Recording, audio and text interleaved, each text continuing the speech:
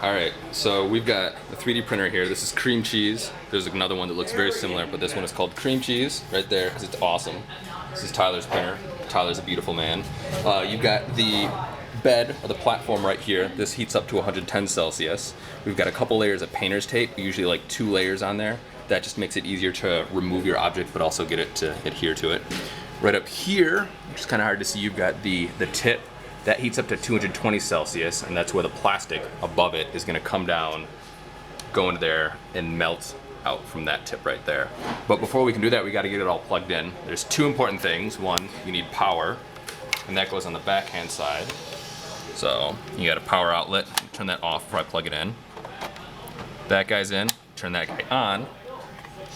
A tricky point here is on the main board here, you've got this green LED. That light will also go on if you just have it plugged in over USB. So you can have the printer actually turned off and it'll get enough power over USB to power that light on. So if things aren't working right, make sure that everything's actually plugged in power-wise, the power supply is turned on, and whatever you have the power supply connected to is connected.